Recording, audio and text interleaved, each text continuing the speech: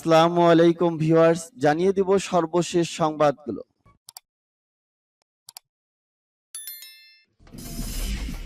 সংবাদের শুরুতেই জানিয়ে দিব সংবাদ শিরোনাম। ইউক্রেনকে অস্ত্র দিলে প্রতিশোধ নেওয়া হবে, ইসরায়েলকে রাশিয়ার হুঁশিয়ারি। ইউক্রেনে অপ্রচলিত অস্ত্র ব্যবহারের বিরুদ্ধে রাশিয়াকে হুঁশিয়ারি করল G7। দক্ষিণ কোরিয়ার মহড়ায় শক্তিশালী মার্কিন বোমারু বিমান। ইউক্রেনের খেরসনে ঘনিয়ে আসছে রক্তক্ষয়ী লড়াই।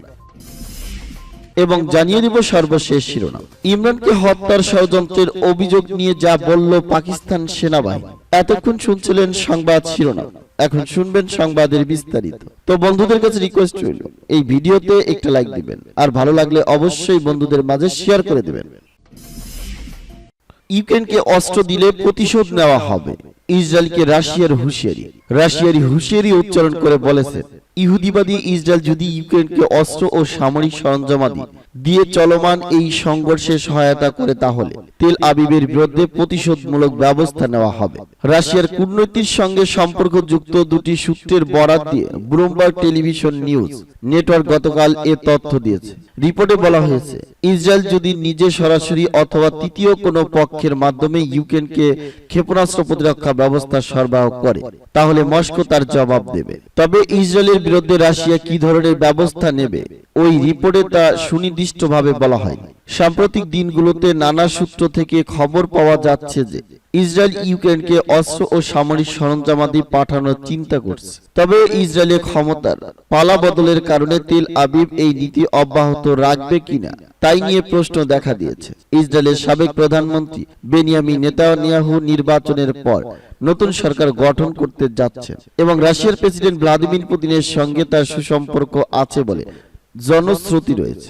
গত 17 অক্টোবর ইসরায়েলের অভিবাসন বিষয়ক মন্ত্রী নাকমান শাই বলেছিলেন যে ইরান রাশিয়াকে অস্ত্র দিচ্ছে, সেক্ষেত্রে ইউক্রেনের জন্য এখন ইসরায়েল থেকে অস্ত্র পাওয়ার সময় হয়েছে। এর জবাবে রাশিয়ার সাবেক প্রেসিডেন্ট দিমিত্রি মেদভেদেভ বলেছিলেন, ইসরায়েল যদি ওম্মদানার বসে ইউক্রেনকে অস্ত্র দেয়, তাহলে তেল আবিবের সঙ্গে মস্কোর সমস্ত সম্পর্ক ধ্বংস হয়ে যাবে। ইউক্রেনে অপ্রচলিত অস্ত্র ব্যবহারের বিরুদ্ধে রাশিয়াকে হুঁশিয়ারি করল G7। শিল্পোন্নত দেশগুলোর সংগঠন G7 ইউক্রেনে অপ্রচলিত অস্ত্র ব্যবহারের বিরুদ্ধে রাশিয়াকে হুঁশিয়ারি উচ্চারণ করেছে। জার্মানির মানস্টাইন শহরে G7 এর পররাষ্ট্রমন্ত্রীদের দুদিনব্যাপী বৈঠক শেষে প্রকাশ করা যৌথ বিবৃতিতে এই হুঁশিয়ারি উচ্চারণ করা হয়েছে। এতে বলা হয়েছে, রাসায়নিক, জীবাণু অথবা পরমাণু অস্ত্রের যে কোনো ধরনের ব্যবহারের বিষয়ে রাশিয়া ভয়াবহ পরিণতি ভোগ করবে। G7 ভুক্ত সদস্য রাষ্ট্রগুলো হচ্ছে America, Britain, Canada, Germany, France, Italy ও জাপান। বিবৃতিতে আরো বলা হয়েছে, তেজস্ক্রিয়তা সম্পন্ন ডার্মি বোমা ব্যবহারের জন্য ইউক্রেন প্রস্তুতি নিচ্ছে বলে রাশিয়া যে মিথ্যা অভিযোগ করছে, আমরা তা প্রত্যাখ্যান করছি। রাশিয়া এবং ইউক্রেন গত কিছুদিন ধরে পরস্পরের বিরুদ্ধে ডার্মি বোমা ব্যবহারের পরিকল্পনা সম্পর্কে অভিযোগ করেছে। পরমাণু বোমার মতো এই বোমার ভয়াবহ ধ্বংস ক্ষমতা নেই, তবে পরমাণু তেজস্ক্রিয়তা ছড়াতে পারে। G7 এর দাবি করছে, ডার্মি বোমা ব্যবহারের পরিকল্পনা নিয়ে রাশিয়া অভিযোগ তোলার পর আন্তর্জাতিক আণবিক শক্তি সংস্থা বা IAEA এর তদন্ত করে নিশ্চিত হয়েছে যে মস্কোর এই অভিযোগ সম্পূর্ণ ভিত্তিহীন এবং ইউক্রেনের এই স্বচ্ছতার জন্য আমরা প্রশংসা করি। G7 এর বিবৃতিতে রাশিয়াকে অভিযুক্ত করে বলা হয়েছে, পরমাণু অস্ত্রের ব্যবহার সম্পর্কে মস্কো অত্যন্ত দায়িত্বজ্ঞানহীন কথাবার্তা বলছে। দক্ষিণ কোরিয়ার মহড়ায় শক্তিশালী মার্কিন বোমারু বিমান। দক্ষিণ কোরিয়ার সাথে যৌথ সামরিক মহড়ায় অংশ নিয়েছে মার্কিন B-1B বোমারু বিমান। সিউলের একটি প্রতিরক্ষা মন্ত্রণালয় সূত্র ফরাসি বার্তা সংস্থা AFP কে এ খবর দিয়েছে। উত্তর কোরিয়ার ক্ষেপণাস্ত্র পরীক্ষা ও মার্কিন দক্ষিণ কোরিয়া মহড়ায় কোরীয় উপদ্বীপে উত্তেজনা বিরাজ করছে। দক্ষিণ কোরিয়ার প্রতিরক্ষা মন্ত্রণালয় জানিয়েছে, মার্কিন বিমান বাহিনীর B-1B মহড়ায় শেষ দিন অংশ নিচ্ছে। মন্ত্রণালয় এক বিবৃতিতে জানিয়েছে, B-1B শনিবার বিকেলে বেলায় মহড়ায় অংশ নেবে। B-1B বিমান হলো মার্কিন বিমান বাহিনী দূরপাল্লার হামলা চালাতে সক্ষম বিমান, যা বলা হয়ে থাকে এই বিমান পৃথিবীর সব এলাকাতে হামলা চালাতে পারে। এই মহড়াকে আগ্রাসী কাজ বলে আখ্যা দিয়ে পাল্টা ব্যবস্থার হুঁশিয়ারি দিয়েছে উত্তর কোরিয়া। ইউক্রেনের খেরসনে ঘনিয়ে আসছে রক্তক্ষয়ী লড়াই। রুশ বাহিনী খেরসনে পাল্টা আক্রমণের মুখে বেকায়দায় থাকলেও সহসায় বিদায় নিবে না। ফলে সেখানে ইউক্রেনীয় সেনাদের জন্য প্রবল যুদ্ধ ঘনিয়ে আসছে। রাশিয়া নিয়ন্ত্রিত খেরসনের কাছাকাছি চলে আসছে ইউক্রেনীয় বাহিনী। এই নগরী পুনরুদ্ধার করতে পারলে যুদ্ধে বিরাট জয় পাবে তারা। তবে রুশ বাহিনী সেখানে পাল্টা আক্রমণের মুখে বেকায়দায় থাকলেও সহসায় বিদায় নেবে বলে মনে করছে না ইউক্রেনীয় সেনা। এ পরিস্থিতিতে খেরসনে তাদের জন্য ঘনিয়ে আসছে একটি প্রবল রক্তক্ষয়ী লড়াই।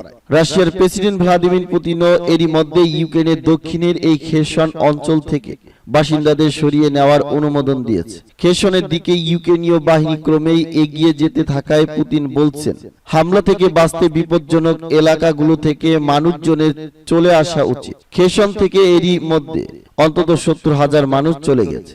গত ফেব্রুয়ারিতে ইউক্রেনের সামরিক অভিযানের শুরুর দিকেই অঞ্চলটি দখল করছিল রাশিয়া। পরে তারা নিজ ভূখণ্ডের সঙ্গে খেরসনকে যুক্ত করে নেওয়ার ঘোষণাও দিয়েছে। ইউক্রেন এবং রাশিয়া উভয়ের জন্যই কৌশলগতভাবে গুরুত্বপূর্ণ নগরী খেরসন। এ নগরী 2014 সালে রাশিয়া দখল করে নেওয়া ক্রাইমিয়া উপদ্বীপে যাওয়ার প্রবেশদ্বার। সম্প্রতি ইউক্রেনীয় বাহিনী ধীরে ধীরে এই নগরীর উপকণ্ঠে ভূখণ্ড পূর্ণ দখল করেছে। তাদের আক্রমণের মুখে রুশ বাহিনী প্রতিরোধ লড়াই করে টিকে থাকার চেষ্টা নেওয়ার পর গত মাসের মাঝামাঝিতে বেসামরিক লোকজনদেরকে প্রথম নগরীটি ছেড়ে যাওয়ার নির্দেশ দিয়েছে রাশিয়া। এবার মস্কোর রেড স্কোয়ারে শুক্রবার এক বক্তব্যে খেরসন পরিস্থিতির কথা উল্লেখ করে প্রেসিডেন্ট পুতিন বলেছেন, গোলাবর্ষণ ও হামলার ঝুঁকিতে থাকা মানুষজনকে সরিয়ে নেওয়া উচিত। খেরসন ঘিরে নিপ্র নদীর আশেপাশে গ্রাম ও শহরগুলো থেকে বাসিন্দাদেরকে রাশিয়ার মূল ভূখণ্ডে সরিয়ে নিয়েছে মস্কো। ওদিকে খেরসন পুনরুদ্ধারের ছক কষেই এগুচ্ছে ইউক্রেন। লড়াইয়ের জন্য সেনাদের প্রস্তুতিও চলছে। তারা খেরসন থেকে রুশ বাহিনীকে হটিয়ে দিতে পারবে বলে আশাবাদী। ইউক্রেনের পদাতিক বাহিনীর সেনা কমান্ডার ওলে ইস্টেন্স ঘুরতে ঘুরতে বলেছেন, আসছে শীতের মধ্যে রুশ শত্রুদের হটানো যাবে বলে তার আস্থা আছে। তবে তাদেরকে হটিয়ে দেওয়াটা এত সহজ হবে না বলে মনে করেন পশ্চিম খেরসনের যুদ্ধের সম্মুখ ভাগ থাকা এই ইউক্রেনীয় কমান্ডার। কারণ তিনি কিংবা তার বাহিনী কেউই মনে করেন না যে রুশ বাহিনী সহসা কিংবা চুপিসারে খেরসন ছেড়ে চলে যাবে। এমনকি ইউক্রেনীয় বাহিনীকে খেরসনে সহজেই ঢুকতে দেবে। ইমরানকে হত্যার ষড়যন্ত্রের অভিযোগ নিয়ে যা বলল পাকিস্তান সেনাবাহিনী। পাকিস্তানের লং মার্চ চলাকালে পায়ে গুলিবিদ্ধ হয়েছেন দেশটির সাবেক প্রধানমন্ত্রী ও তেহরিক ই ইনসাফ পিটিআই দলের নেতা ইমরান খান। এ ঘটনায় প্রধানমন্ত্রী শাহবাজ শরীফ, স্বরাষ্ট্রমন্ত্রী রানা সানাউল্লাহ এবং সেনাবাহিনীর এক জ্যেষ্ঠ কর্মকর্তা জড়িত বলে অভিযোগ করেন ইমরান। তবে হত্যার ষড়যন্ত্রের অভিযোগকে ভিত্তিহীন বলে দাবি করছে পাকিস্তানের সেনাবাহিনী। এক প্রেস বিজ্ঞপ্তিতে পাকিস্তানের আন্তঃবাহিনী জনসংযোগ অধিদপ্তর জানায়, সেনাবাহিনীর বিরুদ্ধে, বিশেষ করে একজন জ্যেষ্ঠ সেনা কর্মকর্তার বিরুদ্ধে পিটিআই এর চেয়ারম্যানের ভিত্তিহীন ও দায়িত্বজ্ঞানহীন অভিযোগ একেবারে অগ্রহণযোগ্য। পাকিস্তান সেনাবাহিনী পেশাদার ও সুশৃঙ্খল।